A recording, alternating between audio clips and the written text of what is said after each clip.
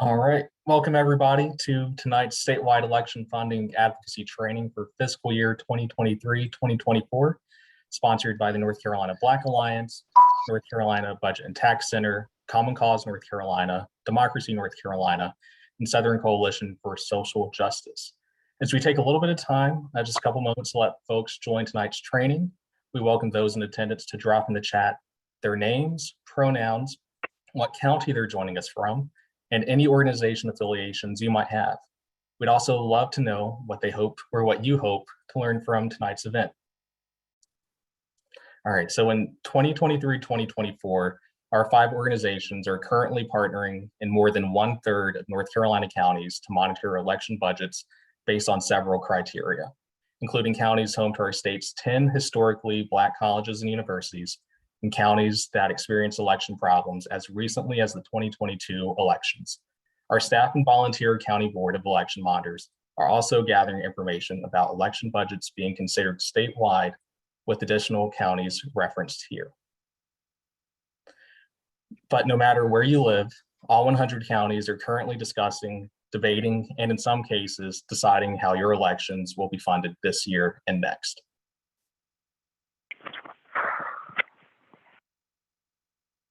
And you can jump us to the next slide too.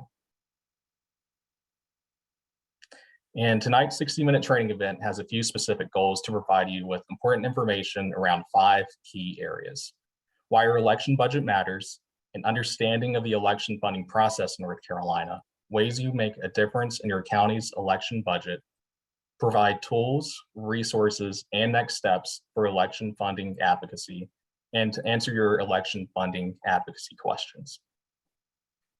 And as we discuss these important areas, attorneys from SCSJ and policy and budget experts from Budget and Tax Center and Common Cause North Carolina will be in the chat throughout tonight's training to answer your questions. To keep us on time, all questions, answered or unanswered, will be compiled into an FAQ with responses and shared with all registrants from tonight's events, alongside a recording, slides, and other resources and links. And I'll turn it over to you, Gino, for our poll chat question. Thank you so much, Keith. Can you hear me okay? Oh, coming through clear. Okay, perfect. Thank you for verifying. Welcome, everybody. My name is Gino Nuzalillo. I've seen many of you before. It is good to see you here again. We may just have to make it, Keith, a weekly Monday night gathering of friends here. So if y'all want to see us every Monday, we can make it happen. But that is not why we are here today. We want to start off first by learning a little bit more about what brought you to this training. So let us know in the chat right now. Get those fingers flexible and ready to go. Start typing in the chat and let us know why you are here. What brought you to this training, other than seeing our names and getting to see us again on another evening. So tell us in the chat right now. Let's see it come in.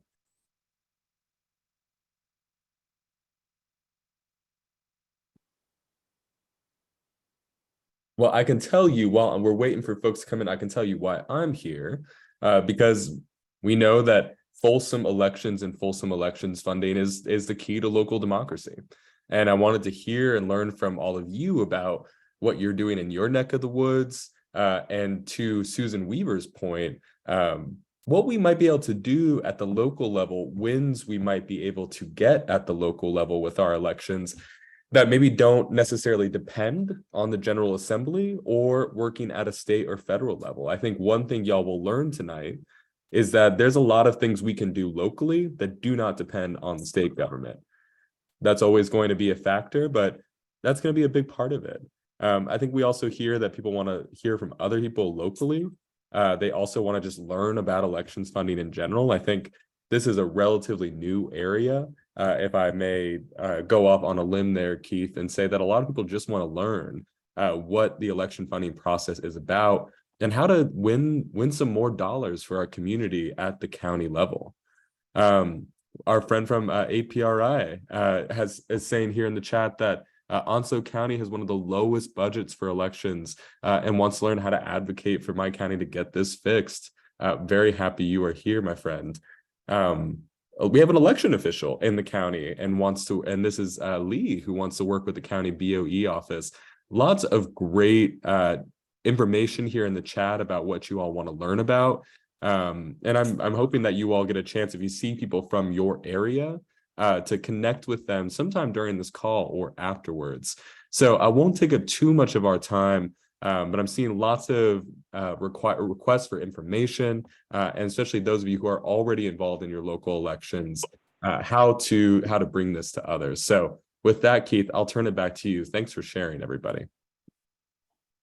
Yeah, thank you, Gino, and thank you everybody for sharing in the chat. Definitely in the right space to learn about what we'll be discussing in the training. But before we begin with the basics, it's important to ground you in why this work is so important, especially this year in 2023. Election funding advocacy is needed now more than ever to make sure there is proper election investment for the important cycles to come. And with that said, I'll pass it over to you, Alexandra, from the Budget and Tax Center. Great. It's great to be with you all. Hi, everyone. Alexandra Sirota with the North Carolina Budget and Tax Center.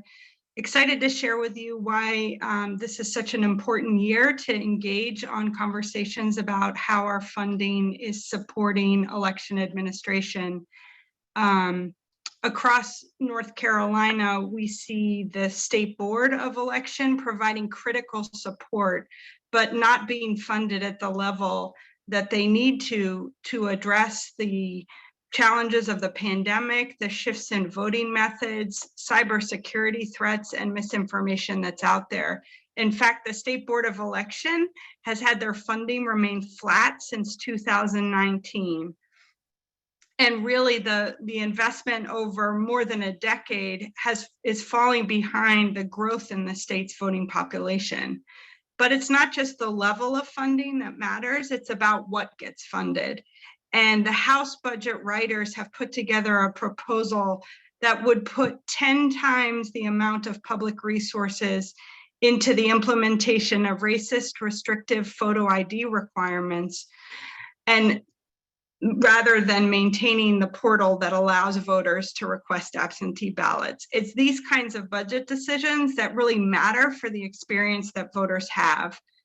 In a recent letter, the State Board of Elections asked Congress asked Congress for funding, reminding them that they were forced to downsize their personnel from 91 staff in December 2020 to 65 staff in December 2022.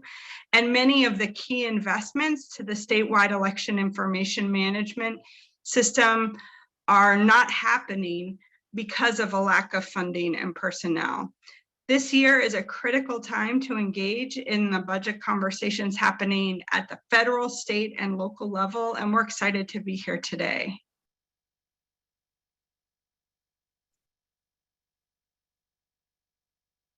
I'll turn it to my colleague, Sandra.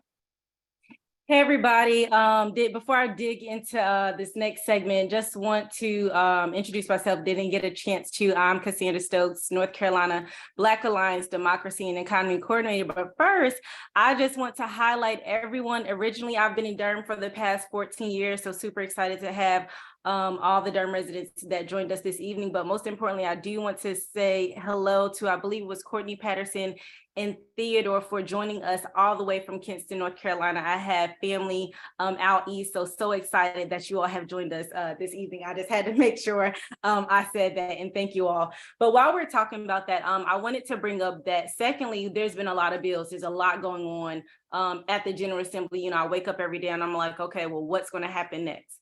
So there are a lot of second anti-voter forces working in the North Carolina legislature that they are being intentional to gut invaluable funding sources that keep voters safe and votes secure in past elections.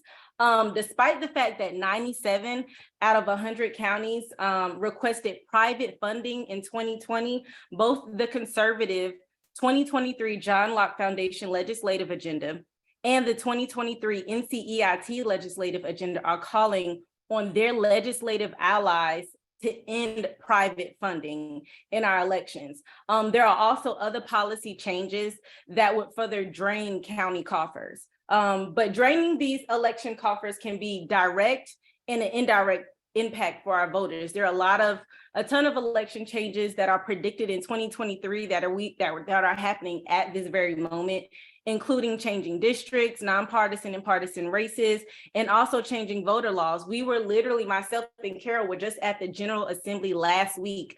We were trying to provide testimony for House Bill 304. For those of you who may not be familiar with that bill was specifically called the Election Day Integrity Act. Now, this specific bill would basically minimize the 3-day grace period for absentee ballots to be received. Now, this timeline has been in effect for the past, I think, 10 years. So voters are accustomed to say, hey, I can put my mail-in ballot, maybe a couple of days before the election day and it will be received. But under this law, all absentee ballots would have to be received on election day. I believe that time period is either 5:30 or 7 o'clock. I can't remember off the top of my head. So I think it's crazy how the General Assembly is passing bills.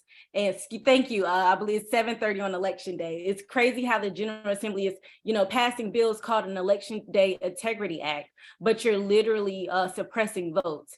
So those are some of the things that we're just trying to advocate for, how election funding is affected. And I also wanted to highlight that in House Bill 304, they were not providing funding for the Board of Elections to educate the voters about this change. So those are some of the things that we're researching and advocating for. And this is why we're requiring counties to spend more money to educate voters, or there's just going to be chaos, continued chaos across our state in 2023 and 2024. And I'll pass it over to my colleague, Caitlin. Thank you, Cassandra, for that information. And yeah, what could potentially happen in 2024 is sadly chaos. And North Carolinians are no stranger to that, to these attacks on election funding, distorted districts. Caitlin, I'm so sorry. Your audio is breaking up, my friend. Everyone, can you all hear me now? Much better. Thank you. Awesome. Sorry about that. So yeah, as Cassandra was just saying, North Carolinians, though, are no strangers to this sort of chaos. We see attacks on our election funding, distorted districts through gerrymandering, and vote restrictions ahead of high-profile presidential elections, such as in 2024. And unlike prior cycles, the courts will not save us. I'll say this again, the courts are not going to be friendly to pro-voter, voter access elections.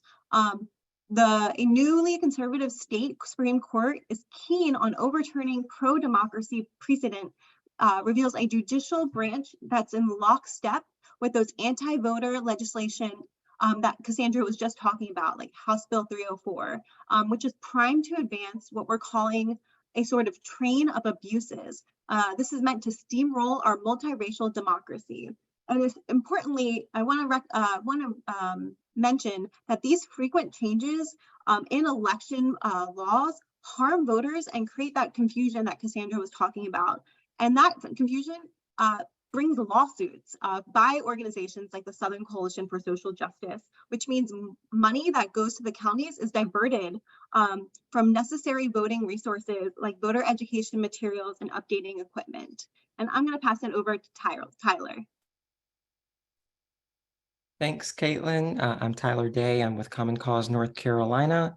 And I noticed that turnout this past year in 2022 was down from 2018. And I wanted to know, is there a relationship between the amount of funding that counties spend on elections and voter turnout in those counties? And so this graph is showing you an illustration of that. These are 83 counties that the Budget and Tax Center studied, showing their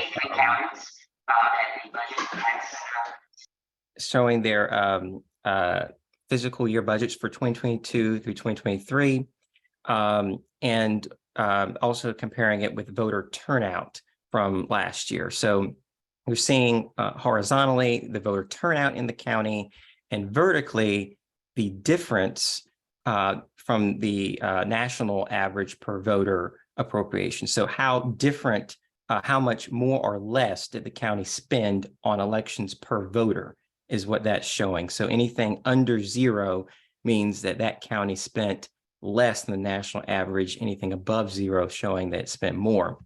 Well, you can see just from the graph is that a majority of North Carolina counties from these 83 that were studied spent less than the amount than the national average.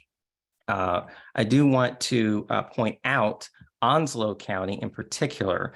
Onslow had the worst turnout in 2022, only about 37%. That's compared to the statewide turnout, which was about 51%. And they also spent the least amount of money on elections per voter out of the 83 counties studied, you see in this graph. SCSJ noted in their elections funding report that Onslow County had among the highest differences between requested and approved budgets across the 6 fiscal years that they studied. Not only that, Onslow is one of the fastest growing counties in the state, ranking as the 13th fastest growing between 2010 and 2020. So that's just one example. But also I want to point out that trend line, you can see in the graph, that blue line that is faded behind the counties that are plotted out there shows you that as turnout increased, the amount of funding also increased. So that shows that there is a correlation here between more money on elections per voter and higher turnout. And Onslow is a great example of that. But there are also really some other really good examples. And among some of our counties where we have HBCUs like Cumberland, Forsyth, they in particular stood out. So I'm going to pass it over to my colleague, Lisette. Hi, everyone. As Tyler mentioned, I live in Cumberland County in the Fayetteville area, which is home to Fayetteville State University. And our county actually had the 4th lowest voter turnout in 2022. It was ranked 97th. And we also ranked 77th out of 83 for our amount spent per voter. Our county is growing pretty fast, and we actually ranked 34th in population growth between 2010 and 2020. And I'll pass it over to my colleague, Rotrina. Yes, so we're going to talk a little bit about Mecklenburg County. That is where I live, home to Johnson C. Smith University. I also attended and graduated from there. But in Mecklenburg, it was ranked 93rd in voter turnout and ranked 70th out of 83 for the amount spent per voter. And it was the 6th fastest growing county in the state. And then we go over to Rowan County, home of Livingstone College, which ranked 76th in voter turnout and 69th out of 83 for the amount spent per voter. And Rowan was the 30th fastest growing county. And now we're going to move to the Triad, where I was born and raised prior to moving to Charlotte, North Carolina. You have Forsyth County, home to Winston-Salem State University, which was ranked 73rd in voter turnout in 2022 and 76 out of 83 for amount spent per voter. Forsyth was the 26th fastest growing county in the state between 2010 and 2020. Other HBCU counties did not fare very well either. You have Guilford, my county that I was actually born and raised in, part of the Triad, home to the nation's largest HBCU, North Carolina A&T State University, as well as Bennett College, ranked 75th in voter turnout and 61st out of 83 for amount spent per voter. Guilford was the 22nd fastest growing county. And now I'm going to pass it to Alexandra to talk about county election funding. Thank you so much. As I kicked off my remarks, I talked a lot about the State Board of Election, which many assume is how county election boards are funded. But the fact is that county commissions across our state fund your elections, and your county's annual budget will include funding for your county's Board of Elections for both the general elections and next year's primary. Given this critical role of the county, there are 100 ways in which we can impact election administration in this state. And as you heard about, making sure that funding is going into election administration is a way to increase and boost voter turnout.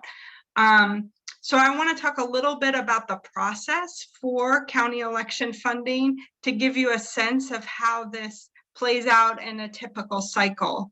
But one foundational idea is that funding election administration is a year-round endeavor.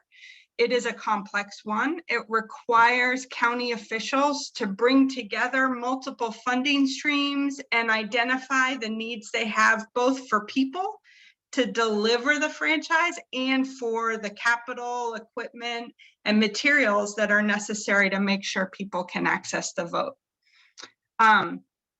Funding also allows year-round board staff to register and update voter records, maintain the equipment and election records, and process post-election audits. So proper funding both ensures that all voters can cast a ballot and that every ballot is counted as cast. One thing I think I also want to talk about as it relates to election funding, very much at the center of the work on making sure that people's voices are heard in the election process, is also making sure that their priorities for where their public dollars go are being heard by elected officials. And so at the same time, we hope that you're advocating for election funding. We hope you're also thinking about the ways in which better budgets can build stronger communities across the board, and we can make decisions that really support the well-being of communities. So going back to the budget process, each county must pass their annual budget no later than July 1st. And sometime between the winter of the prior year and spring, so around this timeline, the election budget is prepared by the county Board of Election Director and the county manager, and then brought forward to the county commissioner by usually June, before June, so that the annual budget for the county is passed no later than July 1, which is when a new fiscal year starts. There are so many ways that we will talk about for you to engage, and moments in this timeline for you to engage in the local budget process, from working with your Board of Election Director to developing budget proposals and talking with county commissioners. But expressing the priority you have for funding election administration is essential. We know that this matters tremendously in the conversations about where public dollars go. The local budget process follows a very similar timeline as the state budget, which every other year runs in a 2-year process that must be completed by the end of June in order to meet the fiscal year deadline. So during the same timeline, we're seeing the state budget and the local budget being developed in conversation with each other. And that's important because we know that the state budget can make decisions about the back end and administrative and capital supports that are available to administer the election across the state. And then finally, by fall 2023, the federal budget process will have wrapped up. So this timeline runs really throughout the year, and depending across federal, state, and local levels, there are multiple opportunities for you to get engaged and to advocate for funding for election administration. I'm going to turn it to my colleague Cassandra to talk a little bit more about the funding priorities that may come up in your county budget conversations. Yep, thanks, Alexandra, for that. So as Alexandra mentioned previously, your county board of elections director or your county manager prepares this budget during the season. And so then they'll present that budget to the county commissioners in your county for consideration for the first 6 months of the year. So the budget the county commissioner now has, they'll be used to pay for, we're talking about all this money, why we need more money, but what are we going to spend it on? So you have to think about, we have to pay for these operations and expenses. We have to have money to pay for full-time and part-time staff. We have to have voting machines. Voting machines need to be maintained. They need to be fixed. You might need to buy more. We need access for more early voting sites. Just to put it in perspective, for some people, I just want to throw out some numbers out there real quick. And this was information given in this coalition. In 2020, during the early voting sites, I believe Pasquotank only had one early voting site. Cabarrus only had one. Duplin only had one. Holt County had 2 early voting sites. Surrey had 2. Caldwell County had 2, and Cleveland County had 2, just to name some. And again, I just want to remind people that this is a presidential election. So you think that there would be more early voting sites. If we're cutting back on funding, just imagine what 2024 will look like for us.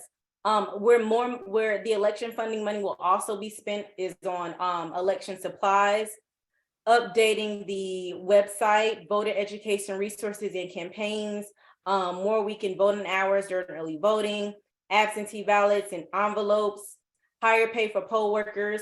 Poll workers have to get paid as well too. COVID specific supplies, and ensuring all aspects of the voting ADA are compliant. All these items can make a difference in just our counties and our statewide elections and in our county elections. So that leads us to our next question, Gina. Absolutely, Cassandra. Thank you so much. And one thing the panelists will know about me is that I love the pasta that I eat, which I have a little bit right now as I'm eating dinner with you all. But I also love our fully funded elections and have a lot of thoughts about the elections experience. So in that kind of delicious frame of mind, I want you to tell us in the chat, think back to the last election that you participated in, which I'm hoping for everyone, it was fall 2022. What did you like about your voting experience? What did you not like about your voting experience? Take a minute, think about that, and put it in the chat. We know that it's only really a process that maybe you do once or twice a year, but the experience that you have while you're there and for other people can have a really huge impact on whether they even come back. So tell us, what did you like about voting where you are, and what did you not like about it? So I'm seeing from one of our friends that the convenience and ease of the mail-in ballot, that's an important one, and what that takes to be able to have an easy mail-in ballot process is to have early voting sites that are fully staffed where you could drop off a mail-in ballot, to be able to have poll workers, fully funded poll workers who are processing your ballot and then updating it on the statewide website to see, was your ballot accepted?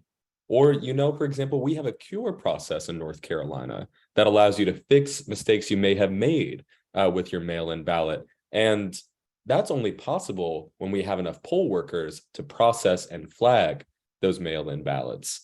I see from some people, no lines. That's another function of being able to fund enough early voting sites so people don't get log jammed at a number of sites. I'm seeing from our friend Ann Webb that in some places where there are large lines, that's something that we don't like about the voting experience, and that more money could help fix. And one, apologies, I got to open back up the chat. What else are we seeing? I see voting early at the local library. I love that, Alexandra, because the libraries are one of the few public places that people still actually feel somewhat safe in and welcome in a lot of our places. So being able to hold it at public institutions that everyone feels welcome in is really important. So I'm glad that you mentioned that. And I see lots of people really enjoy the early voting opportunities. I mean, you know that one of the bills, a couple of the bills that are being floated in the General Assembly right now are bills to cut early voting days, for example, from 17 to 7. And you all aren't alone in the popularity of early voting. And so it seems that we have a legislature that's taking one of the most popular, at least the most popular in this Zoom room, what method of voting, and seeking to cut it. I wonder why. These are really great. I'm seeing one more I'll note from our good friend Chester Williams. Dislikes being bombarded by candidates as soon as people pull up. And that's very true. And in places like, for example, Southern Wake County, the Fuquay-Varina area this past election, sometimes some of those candidates can be and their electioneers can be pretty aggressive toward people at the polls. And one thing that our coalition fights for is stronger protections against voter intimidation, and really forcing our state board of elections, our General Assembly, to take the issue more seriously. These are great, folks, and I could go through every single one, and I love them. But as you can tell, all of these, being able to have a good voting experience is a function of the money your county board of elections has. And if you had a not good voting experience, it's probably also related to the amount of money that your county board of elections has. And if nothing else, y'all take away from this training, that's what we hope to. Sorry, I'm losing my train of thought here. Hope to leave you take away with today. And I'll also invite one of our County Board of Elections members, Courtney Patterson, to come on and tell us a little bit more about what he likes and dislikes about elections in his county.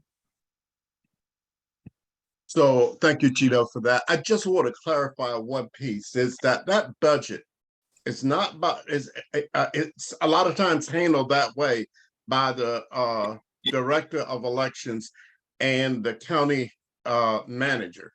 But that, by law, that budget is supposed to be produced by that board of elections and submitted through its director to the county manager. And that's important to know, because advocacy should start at the board of election when you start advocating for better election funding, such things as one-stop sites. And this is also very important because of the quality of people that we are able to hire to do poll work. All of this is important. And I know one county, I'll just say it, Duplin County this year is about 800 square miles in area, which means that one stop site in Duplin County causes people to have to drive close to 75, maybe to 100 miles round trip in order to vote early. And that's just not acceptable at all. And so the thing is, I like that I did push for it, and we got 6 sites in Lenoir County in order to do early voting. And also I like that we did not have lines, that we were, the one thing, and the one thing I did want to mention about this time slot, this cutoff time for absentee ballots to be turned in, is that queuing process many times come in with errors, and having a longer time gives you time to send them back. And many times our director did send back absentee ballots to the person so that they could get just the signatures right on the container. And so these are very important factors that we need to consider. And I mean, I don't know, but this whole thing looks like an act of major voter suppression that did just what the ruling on vote ID initially said. It surgically targets African-American voters. This is what is happening. They just found new ways to do it. And I just wanted to share with that. Gino, I'm sorry I didn't have any more good news this year, but I just felt like we needed to get that out. And by the way, those budgets, I've actually turned my board has turned this budget in in March. And we try to get them in early because it does give us some playroom in order to negotiate with the county. And I do go to the county manager myself as a board chair, with the support of my board, to go to advocate for additional fundings. By the way, I just lost a director. I just lost the election specialist this year, all because of the lack of funding.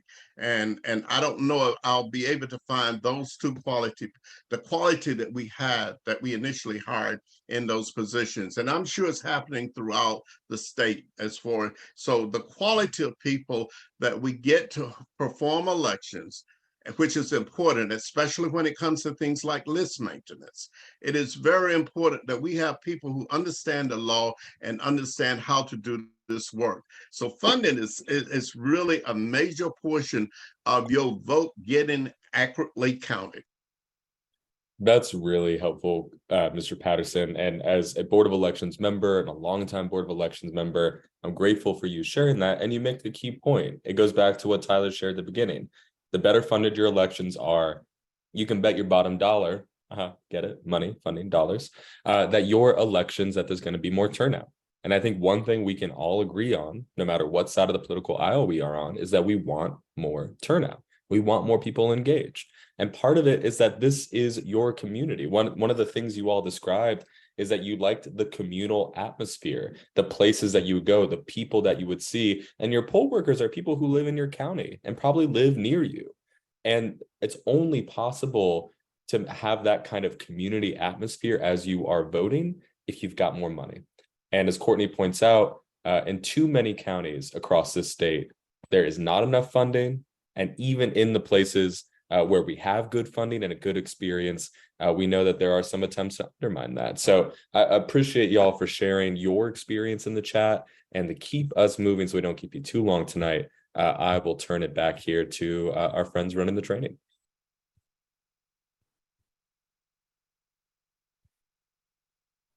All right. We're going to go to, you can do it. As soon as I say that, my daughter comes in. Yes, get your sister to get you a snack. I'm sorry.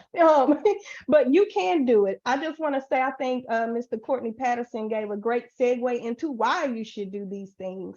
You can attend your County Board of Elections meetings. You can meet with your County Board of Elections director and members. You can speak at the County Board of Elections meetings. Information about your County Board of Elections meetings are normally found on your County Board of Elections website. That is not always, but normally found there, unfortunately. Funding is something that can help that. Or you may have to call. I know particularly in Mecklenburg, they are working on the website right now. So I have to call to say, hey, something's going on with the website.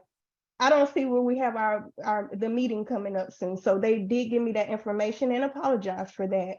But just letting you know, these are the things that you can do. You can give those comments at your county commissioner meetings, which is, yes, the County Board of Elections. Mr. Courtney Patterson, he explained it very well already, that they provide this budget to the county commission, and then they vote on that. But you can speak at these county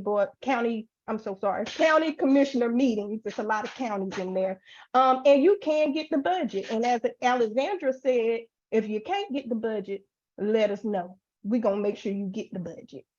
So you'll know exactly what's going on. I think several stories here have been told about why this is so important, but I'll tell two of mine. I know in Mecklenburg, we had a situation at one of the voting sites, one of the precincts, and it was just really, folks just was hard to figure out where the entrance was. I mean, folks had to be directed on several occasions. So you know what? I reached out to the County Board of Elections director. I said, hey, about 15 people done passed this entrance trying to go vote.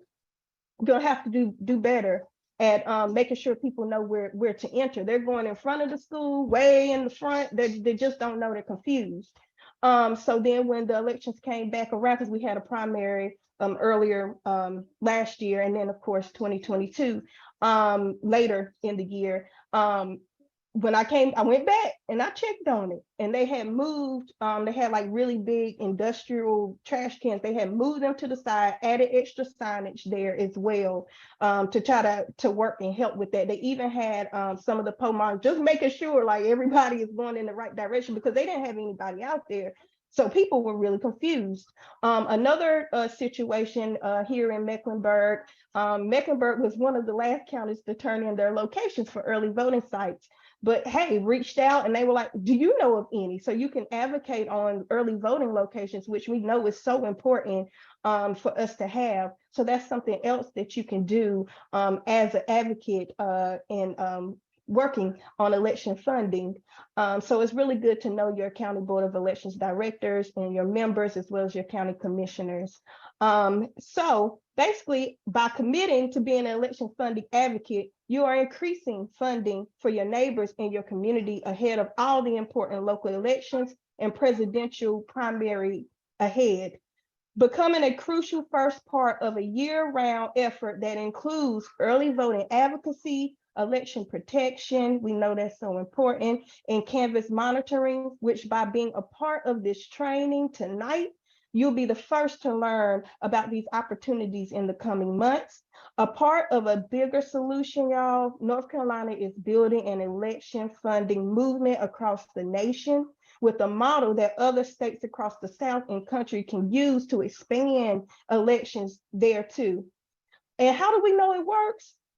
Thanks to our election funding advocacy pilot project last year, we know election funding advocacy can mean a host of benefits for communities across the state. And I'm gonna give some examples. We have Halifax County election funding advocates show the power of election funding advocacy to build vocal grassroots activism in rural hubs. We know that's needed.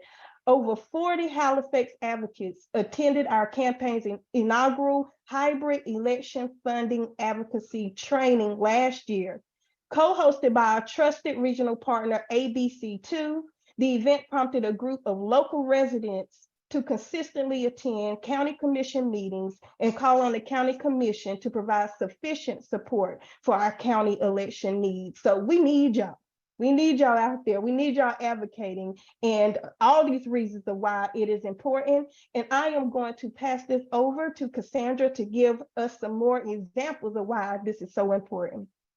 No, yeah, thank you, Katrina. I just want to echo, like, advocacy works, showing up works, being present works. They don't expect us to be in these spaces and advocating for an election, election funding.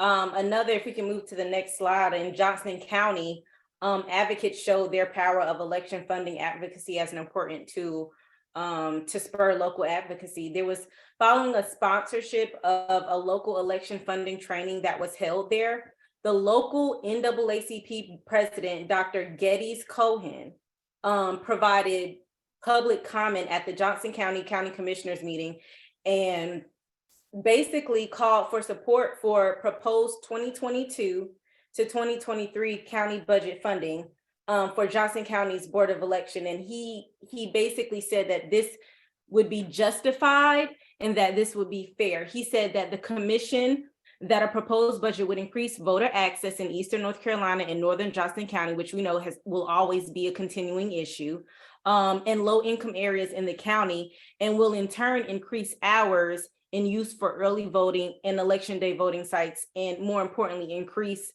staff salary. He also told the commissioners that voting should be fair and comfortable. No one wants to go to, we talked about, no one wants to go to a voting site and it's, they're being harassed by, other poll workers or being treated unfairly, or they feel uncomfortable. And I think that tends to happen a lot in some of our more low income communities or historically neglected communities. But these election funding public comments also inspired other community members, including NAACP branch members, to make their own comments and to actually show up on other projects of the community interest. Like a community youth mentoring group, a conservation project, a Town of Princeton Community Center, a re-entry program, funding requests, and a bus transit development system. Commissioner Ted Godwin, a Republican, was so moved by this testimony that he actually spoke favorably of the election funding request, referencing Dr. Cohen's earlier comments about that burden and that transportation poses to voters. So I just want people to take from this message that, again, showing up matters. Whether it's, you want to, if it's your local Democratic County Party, if you all want to take, have a special subcommittee or auxiliary group that focuses on election funding. If it's your political action committee, if you all want to focus on election funding one year, that would be great. So just showing up matters, and it actually does work, y'all. So I'll pass it over to Gino, who will tell us more about what happened in Watauga County. Yeah, we can't forget Watauga County, where I turned 18 years old. Fun fact, if you ever get asked. But Watauga and Ashe County, we had a training there last summer, similar to these other events, that inspired local participants to consistently attend their county board of elections and county commission meetings, and made election funding an election year issue. When they reached out to the Ashe County commissioners, or to the Ashe County Board of Elections director, the director was even tickled pink that someone was asking, because it hadn't happened before, the show that someone was concerned about the funding. Now, good news, they were pretty well funded in the county, and the director didn't have too many complaints. But the fact that residents and citizens of the county were even interested in getting involved was an important first step. And just reminding the people who work in our local government that they're in a co-governing relationship with us. And then we even had individuals at our trainings who went on to run for local offices like county commission, and made elections funding and voting rights a key part of the platform they ran on. And so those candidates in attendance referenced the event. They referenced it when they asked questions of their other election officials. And so it helped to kind of start that habit of continually checking in with local elections officials about the budgets that they were working with and how they impacted our lives. But arguably, one of the biggest victories for our election funding advocacy in 2022 came in the county that holds home to the highest turnout in the state, Chatham County. Caitlin Kaiser, will you tell us a little bit about that? Yeah, hi everyone. So let me give you some information about Chatham County, because this is directly related to some of what I'm seeing in the chat about poll workers and paying our election officials, and why that is so essential. And so Chatham County election funding advocates showed the power of election funding advocacy to protect and retain quality election officials. Thanks to local advocates supporting investments in current election officials, the Chatham County budget passed on June 21st, 2022. What they were able to do was implement a paid study to support future fiscal year salary increases, a reclassification of 2 election positions for this year, a 7% increase to all employees within the county, county elections, and an increase in the director's salary for a total of 10%.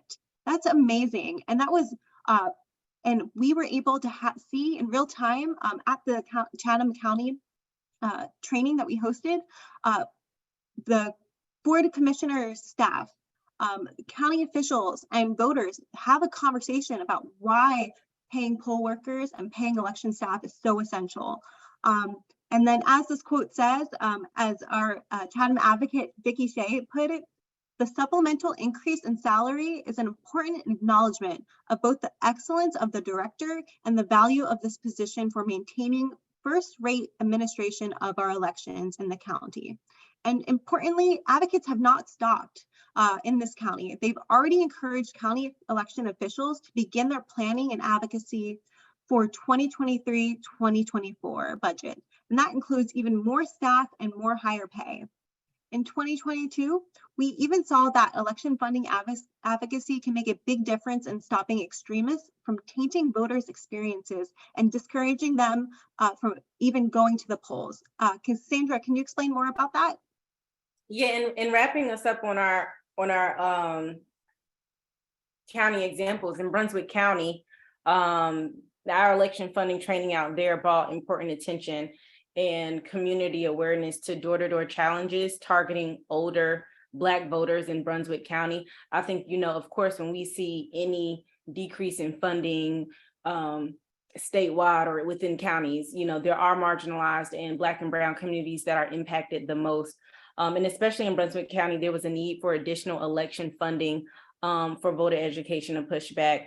But once voters sort of understood that in Brunswick County, their Board of Elections, and that their Board of Elections could help, a lot of people were actually excited to hop on with the investment. And I do want to highlight again that, and I have placed in the chat earlier, that NCCU School of Law, they even canceled their classes on election day, so that I'm a double HBCU graduate of NCCU, and the law school had canceled classes on election day for their students to volunteer at the post. And they do offer a lot of opportunities for students to even get involved in election funding or volunteering at the polls. So I also want to make sure that we lift up our younger voters as well, and that when we're asking people to show up to these meetings, whether it's city council, county commissioners, Board of Elections, to make sure that we're not overlooking that population.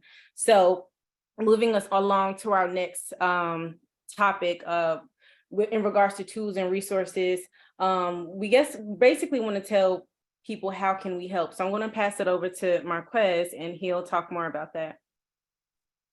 Absolutely. So I know that you've seen all this success and you say, well, how can I get my county to be one of those counties that is successful when it comes to funding the Board of Elections and the work that they do? So there are several resources that we're going to share. In fact, 4 resources that we're going to share via email following this training. And I'll let you know, we're close to the end. We got 3 minutes. So you made it to the short roads, as we say. So the first resource that we're going to share is called our General Monitoring Toolkit. And it's a toolkit that you can use as you monitor your county Board of Elections. It covers topics such as who runs elections in North Carolina. Another topic, what do county Board of Elections do each year? And it also has a topic of information about the appointment process for both the state and the county Board of Elections. So that's a great resource to start off with. A second resource covers how to contact and build relationships with the local officials. So this is a great resource to refer back to when you're participating perhaps in your county Board of Elections meeting, or when you meet those local government officials, like those county commissioners that we spoke of. A third resource that we'll be sending you after this training will provide information on what election funding looks like in specific counties. So this is a resource that you can share with your network of local officials when you advocate for election funding. It's going to show recent funding amounts and how funding is critical to ensure accessible, safe, and fair elections. So a great resource that's coming your way. And last but certainly not least, we're going to send you a list of County Board of Elections directory. And this resource includes contact information for your County Board of Elections, and it will provide you an easy way to find and contact your local Board of Election officials. So again, we're going to send you all these resources following tonight's training. If you have any questions, don't hesitate to contact them. And I will pass it back to the group. We got a lot of next steps for you. All right, so I'll kick us off with the next steps. So this short link, dimnc.co/elections advocacy, that takes you to our Election Advocates Program webpage. And if you join this, you can monitor your local County Board of Elections meetings using our report form, which also lives on that webpage. And with that report form, all of us can ensure that County Board of Elections have strong budgets and strong plans for future elections. And I'll be the point of contact for this program. I'm very excited to get to work with our election advocates. And then just some additional next steps. First, you can demand the North Carolina General Assembly to fund our Board of Elections and make sure there is funding for elections North Carolina. And then I'll pass it off to Common Cause. Thanks, Keith. You can sign up to be a County Board of Elections monitor. I want to highlight what Courtney Patterson put in the chat, which is that attendance at County Board of Elections meetings really does matter. And I can tell you firsthand that I went to a meeting in Surrey County in which one of the former Board of Elections members there said he did not believe in early voting. Not that he wanted to cut early voting. He didn't think that early voting should be a thing. Now, thankfully, early voting is required by the state, but that just tells you how important it is. And, if they're not hearing from people speaking out saying, we want these sites, you may not get them, and they may not be included in the budget. So monitoring your local County Board of Elections meetings is a great way to get involved. And I'm going to put the link in the chat. You can see it there as well.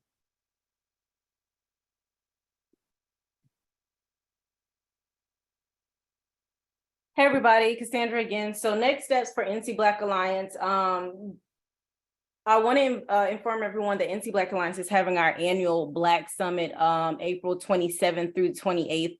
It'll be at the Marriott Hotel in Raleigh, North Carolina. I think a lot of times we, of course, advocating for election funding, we talk about that, how that affects historically underserved and minority communities.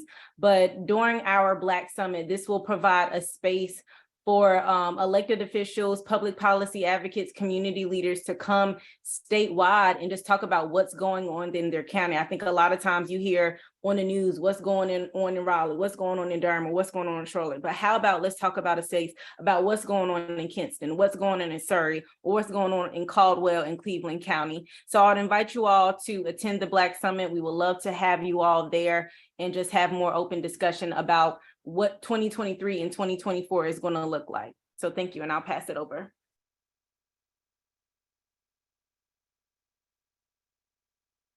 Hey, good evening, everyone. It's Caitlin again. We're almost at the end. For SCSJ, we have an election funding report that it comes from the perspective of election officials. And so what happens when election officials are making election decisions with an underfunded budget? And we discussed in this report some insights from that and some action items on how to become a stronger advocate for your local community needs. And I'll pass it on to the next steps.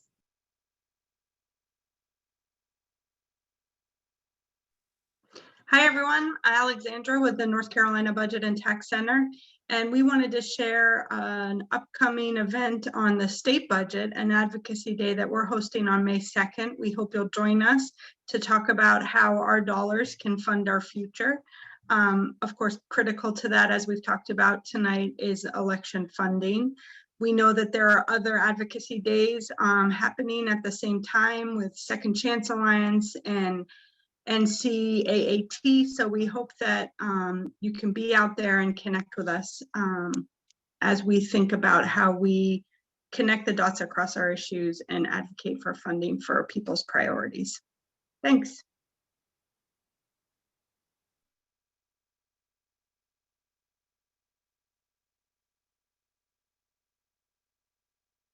All right, so I know that we are over time, but there's just some questions that were in the chat that I think are important just to uplift.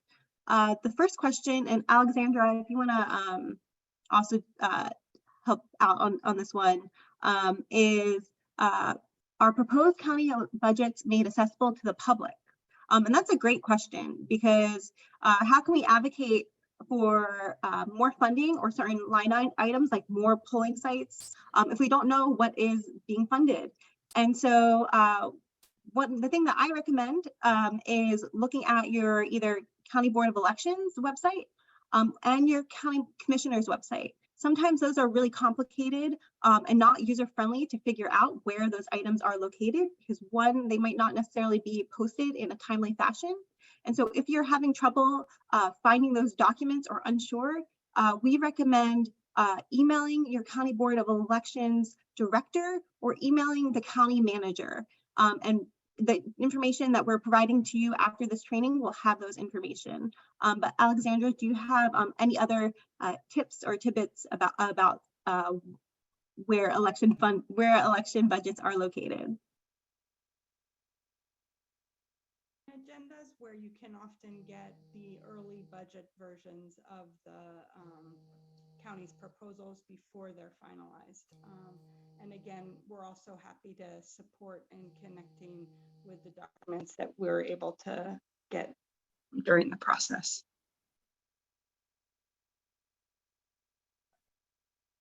Thanks, Alexandra. And then another question that we had is, are there any Robin Hood funds where wealthy counties share the poor or counties to be helped with that underfunding that we've been talking about in this training?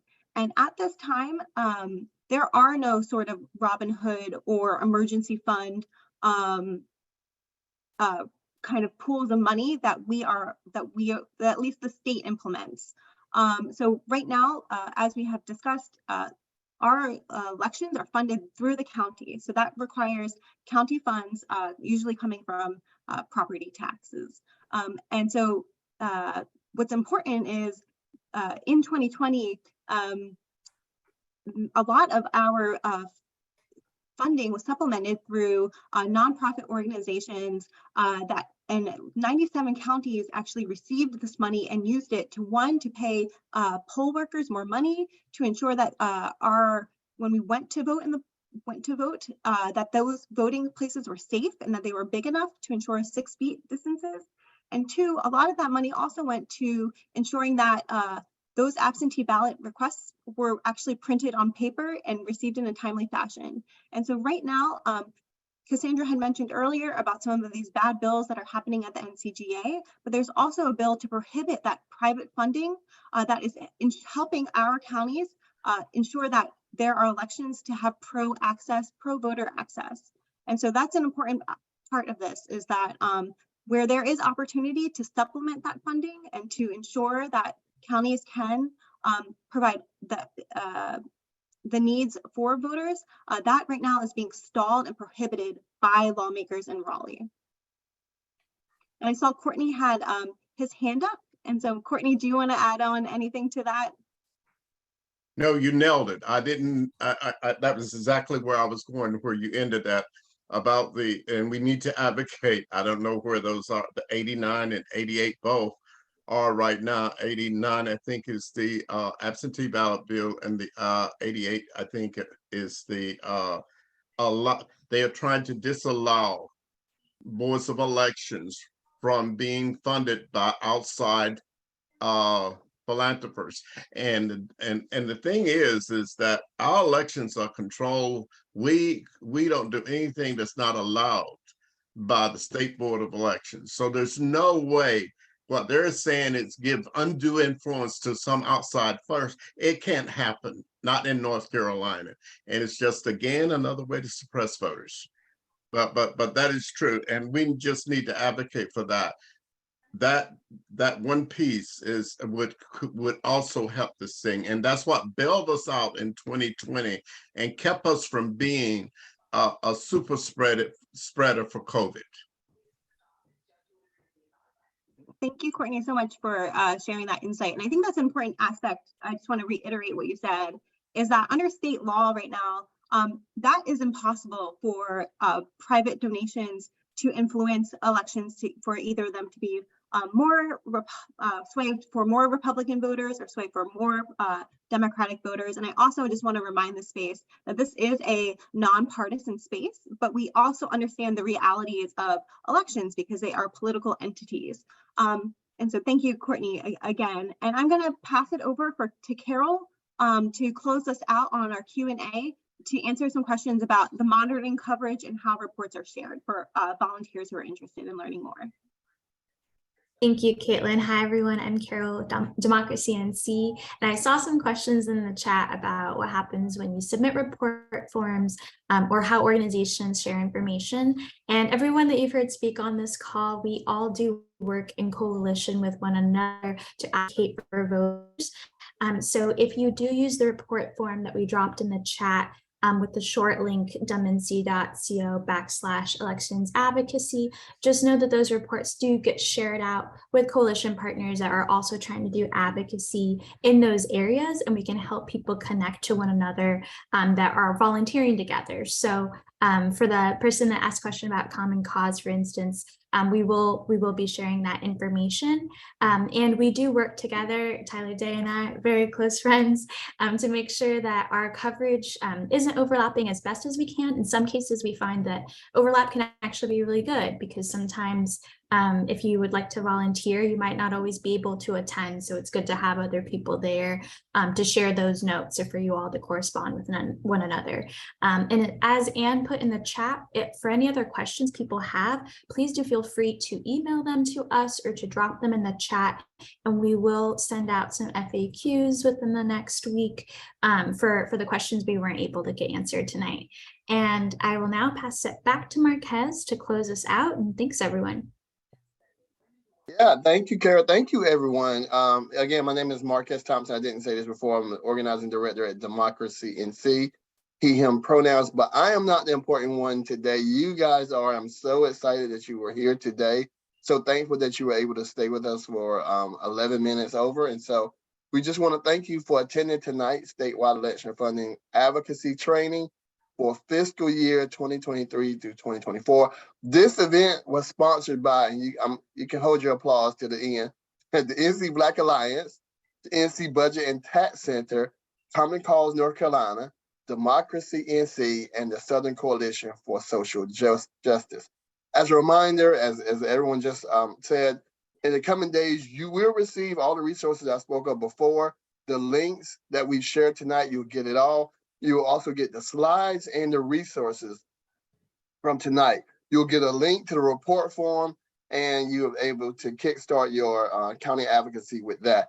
You'll also get the FAQs that we mentioned. So all the questions that we didn't get the answers tonight, all those burning questions, you will get a document with those questions and the answers to those. So don't forget your next steps that we put in the chat. And don't forget, if you have any questions at all, please don't forget to email us. Thank you so much for attending this training. Thank you for what you're going to do in your county. And we pray that you have a good night.